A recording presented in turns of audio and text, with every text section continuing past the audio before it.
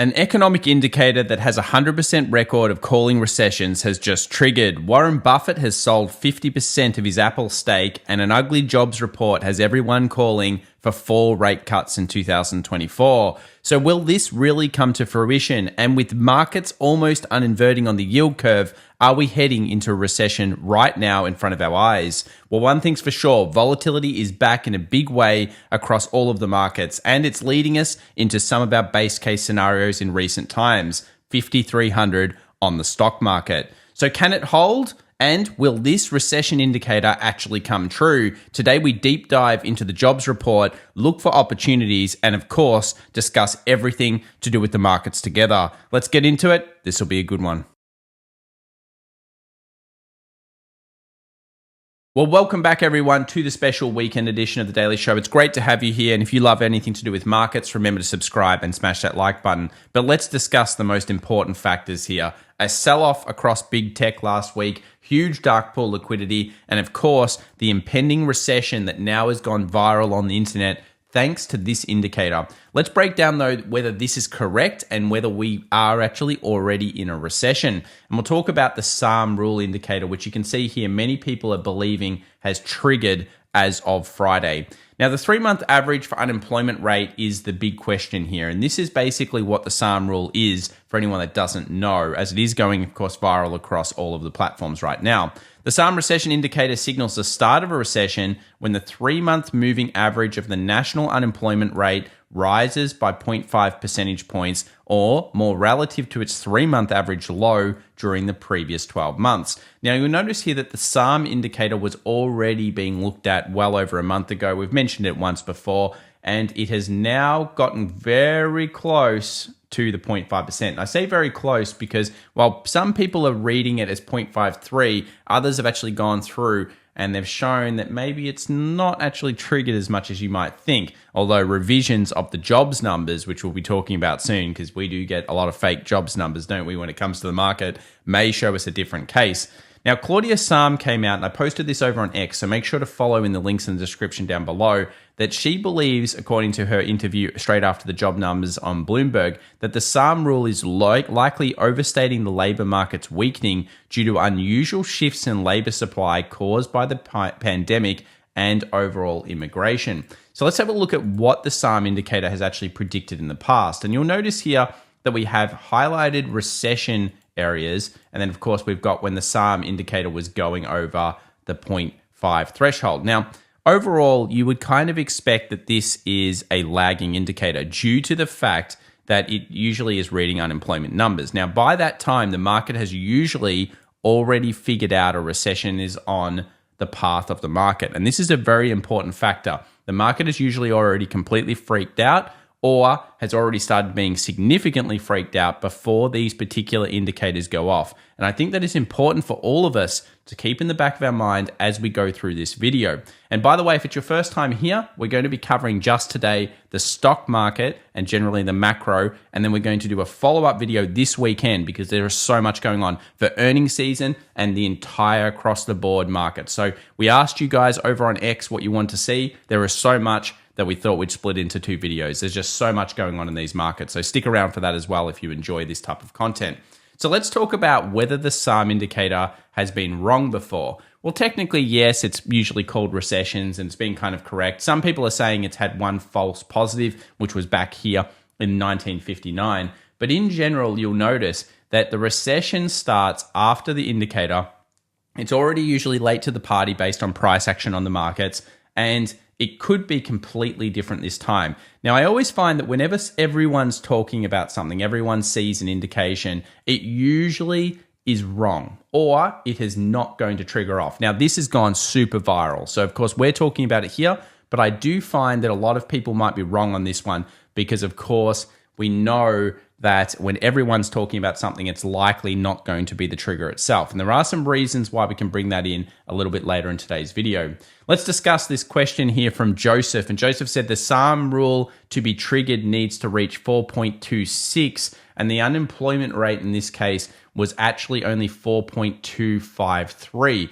So it's a narrow miss, and I will leave it to you guys to argue on the merit of the rounding up or down. So Joseph over here, obviously a stickler for the stats, and I don't mind that, has actually said that technically it didn't quite hit the Sahm rule. It might have actually mistriggered, and therefore another reason why we need to take it with a little bit of a grain of salt. You've got the founder, the person that actually made the indicator, saying, I'm not so sure it's correct this time. And then you've got technically stats maybe showing that it is weak. But as you'll find out when we look at the jobs numbers, well, they could be revised any way you think about it. So technically it may have triggered, especially if we continue to see this revision down. But as you'll notice, due to Hurricane Beryl, maybe even that's changing. Fundstrat has their own opinion on it, which we'll discuss in a moment. So here is why the markets might have actually had to fall again and ended up getting trapped back down. And I think a lot of it's got to do with the huge change in sentiment. You can see how ingrained the bullish sentiment has been as we actually had that rally through the midweek, which we talked about together and we thought it would happen. And then, of course, we saw a massive punishing from that point, which has led to us believing that this will be very different next week. Remember, the 31st of July is when this particular overall AAII member sentiment survey is done, and we kind of expect this to go over 35% in terms of the bears, this to be over 35% in terms of neutrality, and the bulls to get pulled back massively. So we might be coming into what we call an oversold, fearful type of market. And this makes sense as well when we look at this chart, which is from Goldman Sachs. Now, this is Goldman Sachs' panic model, and it has been pretty accurate over the last 1, 2, 3, 4, and now 5th time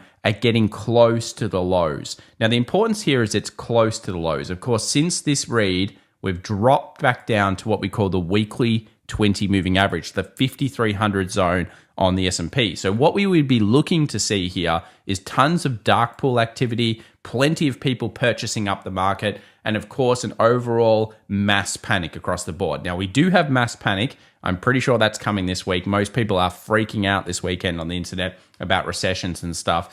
But on top of this, that it has actually fallen before plenty of times to a lower point after getting the read. And this is what we call kind of the flush that happens on markets. So could that be happening? Well, we need to look at the stats both ways, but let's talk about the jobs numbers. JP Morgan here, Seth Golden over on X sharing this chart, says weak jobs to prompt strong Fed action. So JP Morgan, I believe, have come out and claimed that they believe that we should get 4 cuts effectively and 2 double cuts this year. Now, the double cut is the new one. And it says here, so we think now the FOMC cuts 50 basis points in both September and November meetings, followed by a 25 basis point cut in every meeting thereafter from a risk management perspective. So what this has done is basically this particular read has now changed everyone's opinions in terms of the economic, supposedly headwigs, to now saying they need to do so many cuts that it's going to be a cut fest all the way to a terminal rate, maybe around 3% or 3.5% next year, where there's going to be a double cut twice. Now, the speed at which cuts are done, which we will look at in our next video, so stay tuned for that, is very important. Speed of which cuts are done. Do we get 2 50 basis point cuts? If we do, it could mean that the Fed is panicking. And one of the reasons that they might be panicking is, of course, this chart here, which everyone's talking about, which is the unemployment number actually going up. And of course, they've been sitting there stuck at the 5.5% rate for quite some time. Now, you've got to remember, this is kind of engineered. We've had a hot economy and they've been trying to cool it. So really, they're kind of getting what they want. The Federal Reserve is obviously trying to somehow swindle what we call a soft landing, and that's become the new most common concept, with hard landing now falling out the floor. No one talking about it. Now everyone's going to be on the hard landing side again. But will we be looking at actually a hard landing? Well, this is probably likely, and I've long suggested we're going to go to a hard landing. But the question will be timing and when. Because are we seeing all of the wrong signs? Are we seeing the weakness in the market? Well, I would argue, and I think we'll look at this later on, that some of the weaknesses that you would usually expect near the end of a bull run are not quite there. So the unemployment seasonal rate adjusted, of course, went up to 4.3%. There's no doubt that it's starting to weaken. And there is also no doubt that there is a huge absorption happening of immigration and immigrants, because basically with the non-farm number coming in at 114K, overall, it seems to be tons of jobs that are needed in the private education and healthcare services, and of course, government services. So basically, this is needed to handle that surge in immigration that we've seen over the last couple of years within, of course, the American market and a lot of places around the world. This is what the monthly change to non-farm payrolls looks like. Of course, it's not necessarily super negative or anything. It's not great, and it's definitely weaker than they expected because, of course, they were coming in expecting a 170K plus number. They got 114, and there were further revisions. Remember, revisions down seems to be what we always see here to the overall non-farm payrolls number. But this is where things get a little bit different. Fundstrat, ever the optimist, has come out and they've said that, well, wait a second, what about this Hurricane Beryl problem that we seem to have? And they've taken out the overall issues, of course, with Hurricane Beryl, and they believe that the jobless claims number is actually seasonally adjusted at not a weakness number. Now, this is an interesting factor because every single jobs number pretty much over the last year and a half has always been revised down. It was no different for the previous ones that we've seen. In fact, they were revised down again another 20,000. So we lost another 20,000 jobs out of nowhere. And this is why you cannot trust these jobs numbers. They're absolutely ridiculous. Now, supposedly some of this was taken into consideration. I'm not actually sure whether this is correct or not, but it does bring up that extra argument both ways. And of course, Fundstrat really do believe that the market is a huge buying opportunity here. And you've got to say Tom Lee has not technically been wrong, but he is certainly a big bull in these markets. Let's now take a look at the Fed funds futures. Now, these changed massively, 73% now from like 15 or 25% chance of a 50 basis point cut in September.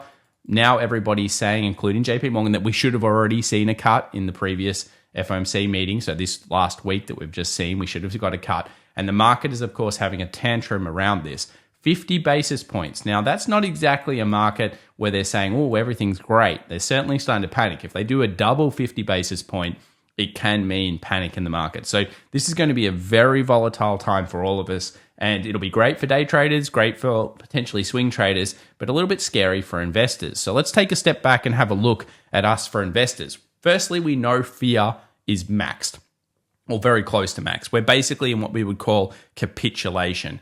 Many market sectors are falling through the floor, 6% per day. And more importantly, semiconductors, which have been falling a lot, have now gotten to some very interesting zones. Long have we argued that 108, 110 for NVIDIA. Now we're lower than that, of course. And then 95 for NVIDIA, the magical gap fill that would be pretty big.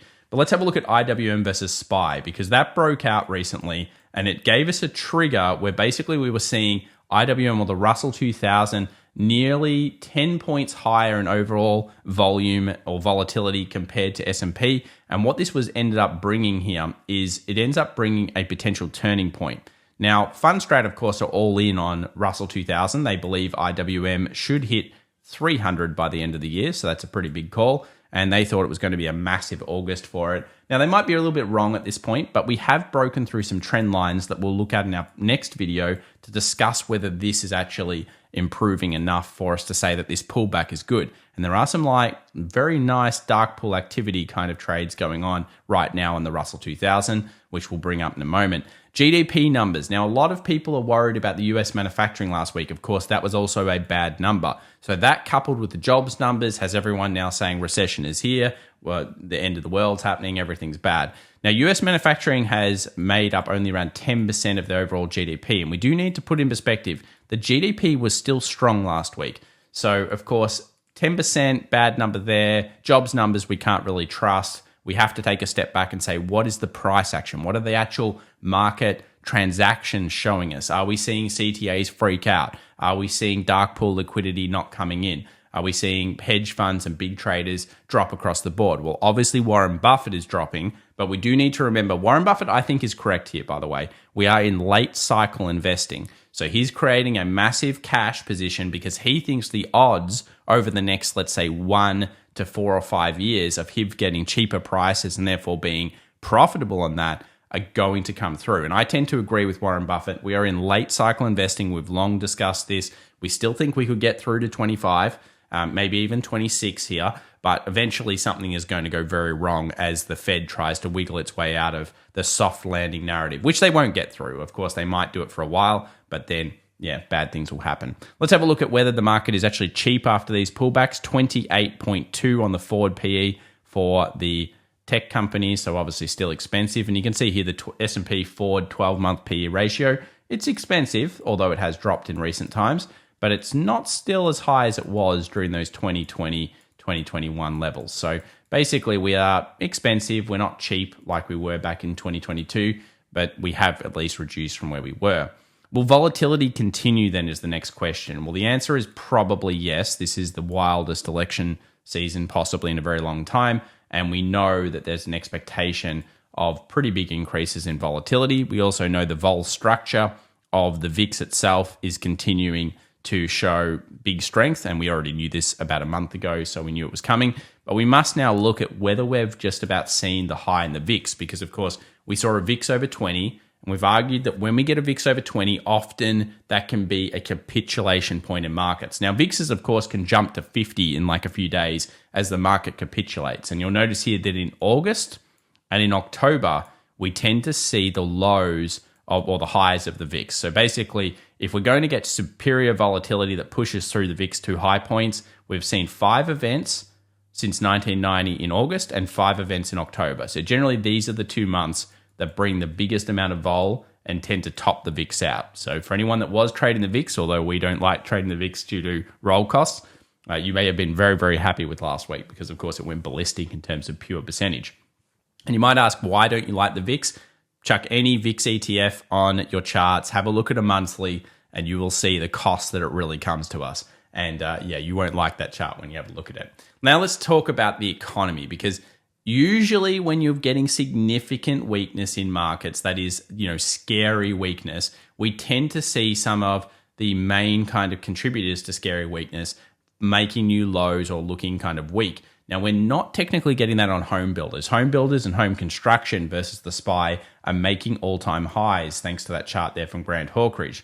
We also know that if we are following, let's say, this particular incumbent not deciding to run election year, which we've had a couple of cases here from, that we often do see a little bit of potential weakness around this August period into significant strength into the rest of the year. So this is an interesting chart. Again, I wouldn't take any of these seasonal charts this year with absolute conviction, because as we've talked about, while we might be seeing this is what a normal election year looks like, and that would point towards August being an absolute stellar point. Of course, the back end of July being weak, which we did see, although maybe not this week.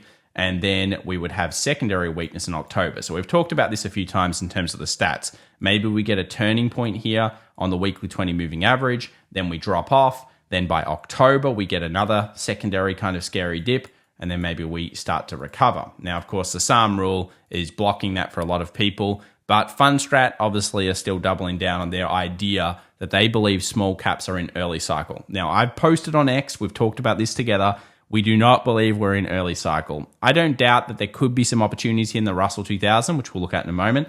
But realistically, the forward returns of an early cycle versus a late cycle is highly likely we're in the late cycle at this point in markets. And one of the reasons we know that is because utilities is doing so well. Now, utilities is one of the sectors that we love. Like, there are different sectors. I'd encourage anyone that's watching this video for the first time, or you're not familiar with the Sharpe rule, to go and look up the Sharpe rule, because it's so important for your investing journey in particular, more so than your trading journey.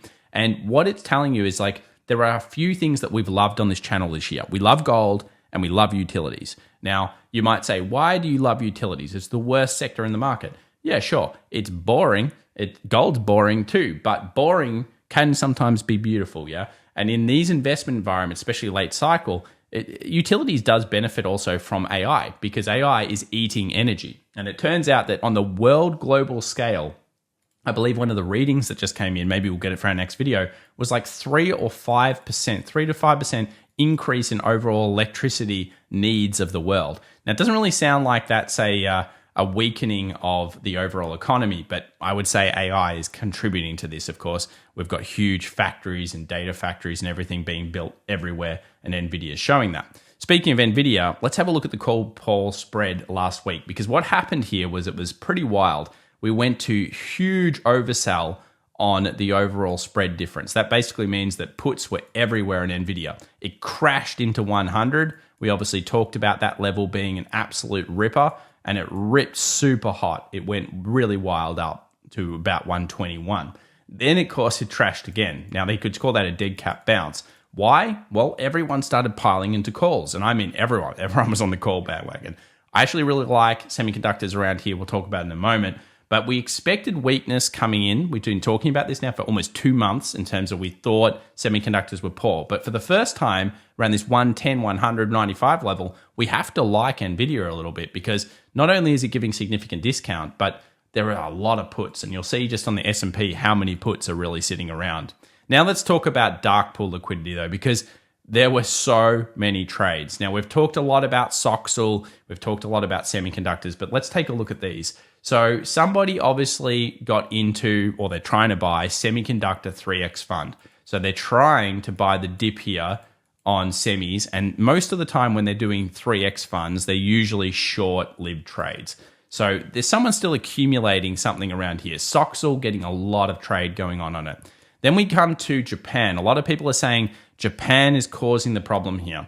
I haven't mentioned it too much because, of course, the US dollar yen has been absolutely getting collapsed upon. The US dollar, obviously the yen strengthening here. But we have seen that once before, and it didn't have a correlation with the market. Now, you could argue the wind is here, but just to show you, this is the iShares MSCI Japan ETF. Again, tons of transactions up here. And we've come back down to where we've seen a lot of transactions before. So theoretically, even on the world scale, we're starting to see these capitulation drops dropping into some form of support. So we hit these supports as of the Friday close, and we're going to see we hit it on quite a few things. Here's another one. We've got TQQQ coming through again, getting quite a lot of transactions near the end there. We saw maybe short-lived trades coming in and basically dark pooling into TQQQ. We have Treasuries. Now, Treasuries, we thought this was going to be a good one because we started to see yields go down. Treasuries had an excellent day on Friday and maybe starting a new, of course, bull run a little bit here because with Treasuries, it's all about expectations of how many rate cuts we get. Now, if we do end up getting a 50 basis point, which seems kind of likely now in September, then that could really create a lot of speculation about how many more rate cuts we're going to get. And maybe JP Morgan will be, I would say Goldman Sachs, JP Morgan, Morgan Stanley will probably be fueling that to try to get all those rate cuts through. And that could make Treasuries quite attractive. And you can see here it broke this huge resistance point where we saw so many transactions on Treasuries. Now, generally speaking, Treasuries are not a good trade, but a lot of trades going through, a lot of something going through, accumulation of some position. Now, we mentioned Russell 2000. Take a look at this. Russell 2000 comes back to the 61.8 fib of its previous bull run. Now, of course, everyone was hyperactive on this.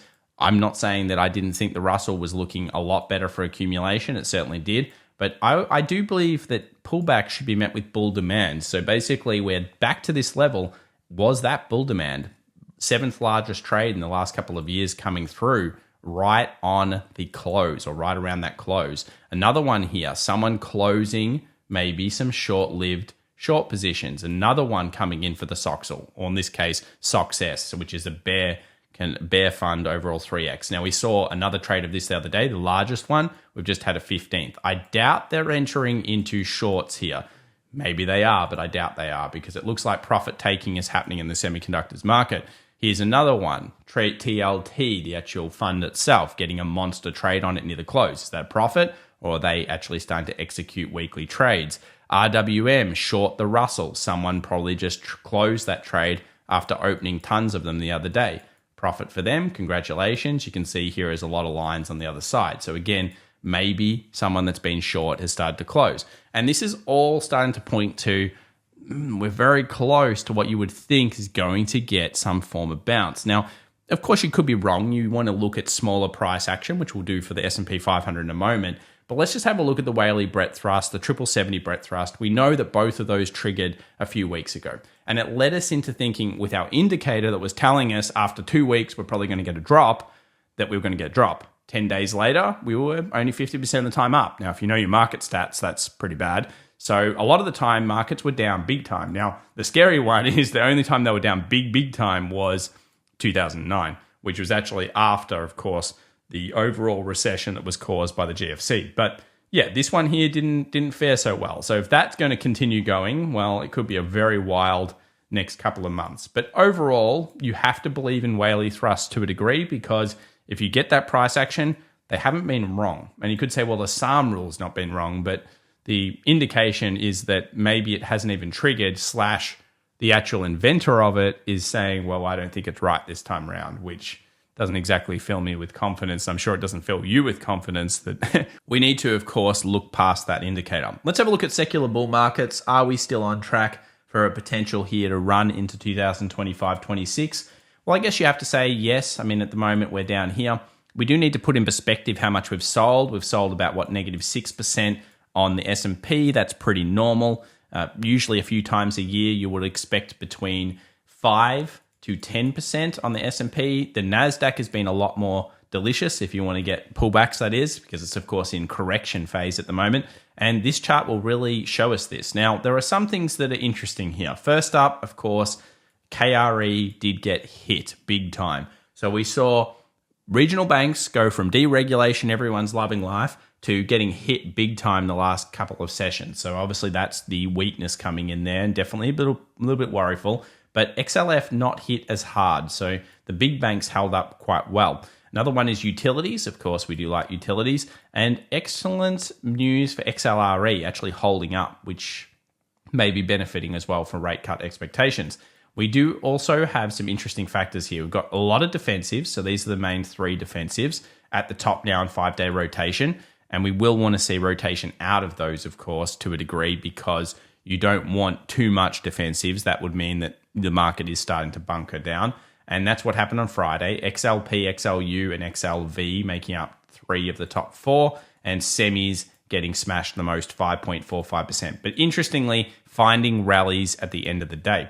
So let's move over to the S&P and take a look at it. Let's first upload the weekly, because it hit exactly what we've been talking about. 5,300 to the T pretty much, nailed, and then bounced off. Now, I posted over on our X account. I said there should be a bid around this point. We did initially see decent bidding during the day, which we'll look at in a moment. Some worrying signs. Advanced decline line did go down, although it hasn't made a new low under 544.61, which I think is important overall. We obviously made a new high while we're coming down, which is pretty bullish in some ways. The market has now fallen around the length that you would expect. So if we take the distance here of the previous fall and we extrapolate that out to the current fall, this is what we kind of thought would happen. So again, if you're thinking about Elliott wave and a few other techniques that you can use on the market, this is certainly one of the ones that you might be thinking about.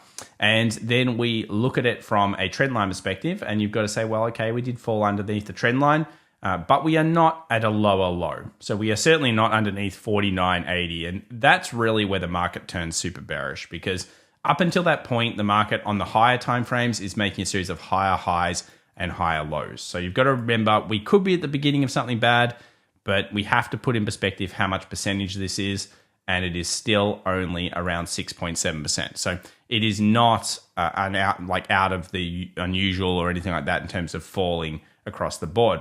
Now, the other indicator is, have we seen oversold? We mentioned that when we got up here, we thought within 2 weeks we would see selling. Well, we did, I guess, in this case. We've obviously seen this a few times before. And last time we ended up getting it, it actually caused a further correction that went underneath the 20. But I want to note this because, again, the 20 did act as a buying pressure initially. So we have to expect that someone's going to try to buy this thing next week. And if there is any fall that goes underneath it, you'd be looking for strong reactions off that zone. So let's actually take a look at this together. We'll get rid of those because they're not going to be that useful for Monday, I don't think. And basically what we've got here is the key levels. 53.50 was chugged through, smashed that zone, and it came straight down to the 53.10, 5300 zone. Now, this is exactly where the weekly 20 is. So that's important. Now let's go to the daily. And you'll notice here that we started to get some oversold signs the other day, leading to a thrust, which we got to our last major bear area where the gap filled. And of course, it went much more negative than I thought it might. Thought it might find a buyer here. Didn't find a buyer. It's come back down to this next level. So when we go to the smaller timeframes, let's actually have a look at the structure that happened near the close, because that is kind of important. And let's break that down together. So the first thing is that we came down to the 5300 and 5310 level, and we tapped that level absolutely perfectly. Then what we saw was a bit of reaction to that market. Basically, we saw a movement where we did get a reaction up, and then we came down later on in the session to find further buying pressure. Now, for anyone that's interested, there's actually a replication trade in here that is very, very good around key zone that is part of the day trading masterclass, which we do have on sale this weekend if you're interested. And that ended up creating a 1.4 to 1 ratio by the close of the day. And it could get more if you were descaling the position, as I usually would.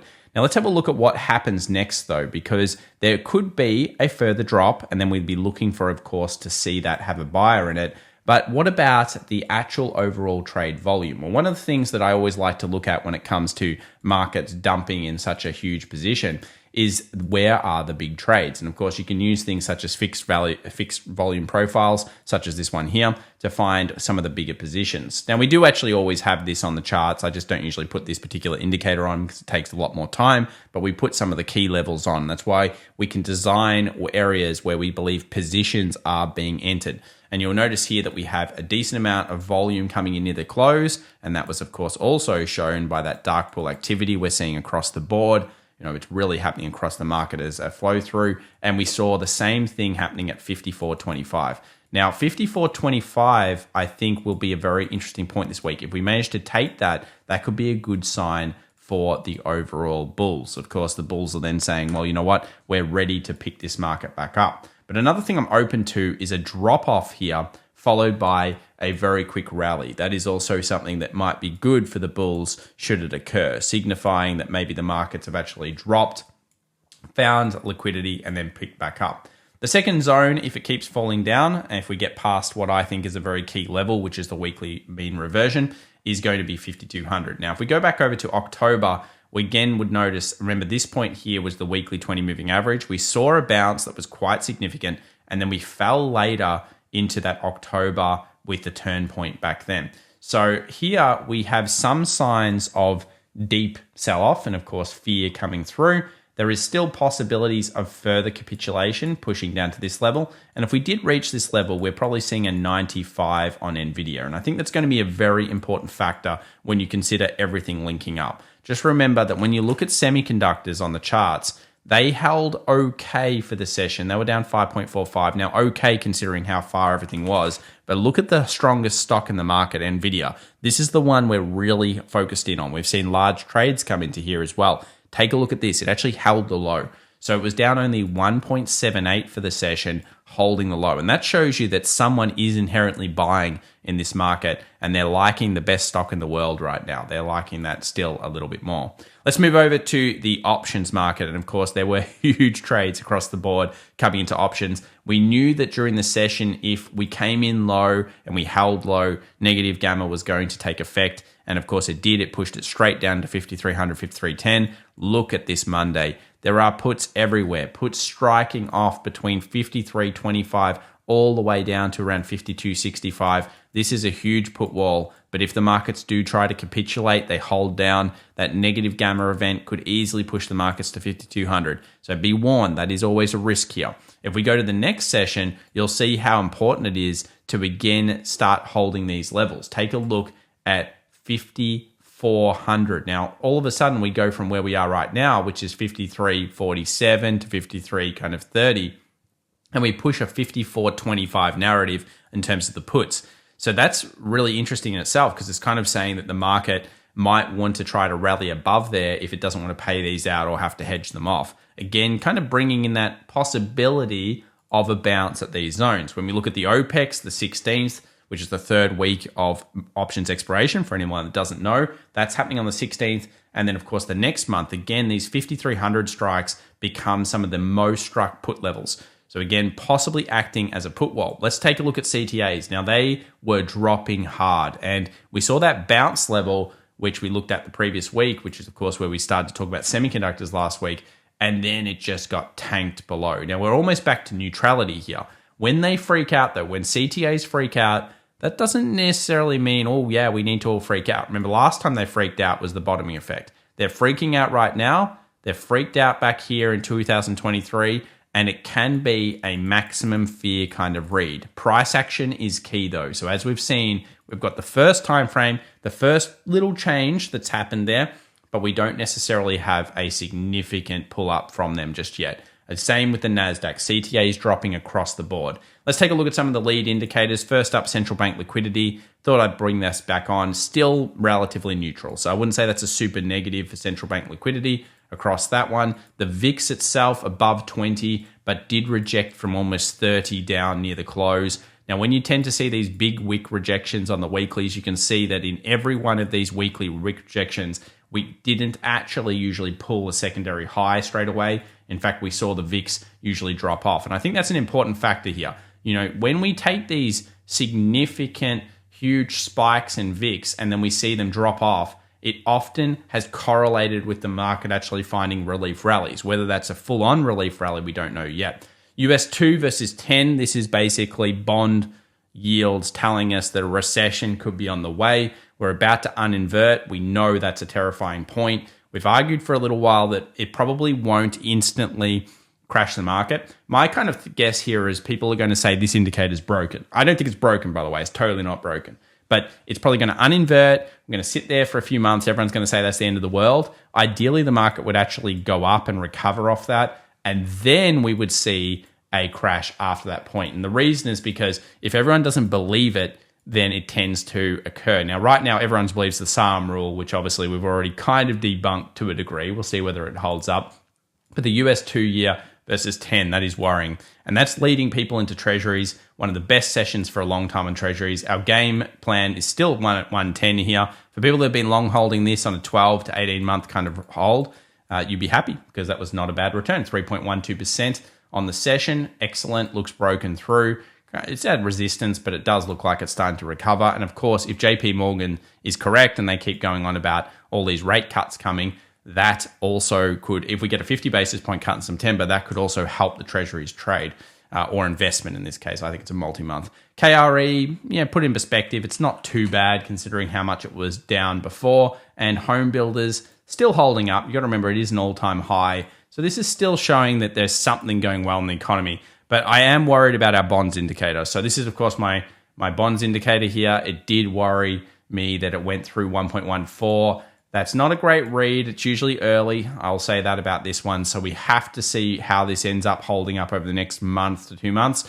Back in 2021, you'll notice it got dumped heavily over here, and that was in November. And if you remember, by Jan, we were starting to fall off a cliff after making, though, an all-time high on the markets, or at least, you know, getting back up there. So markets can recover, and this is going to be an interesting read. Do we continue to see weakness here in bonds, or do we see recovery coming back through?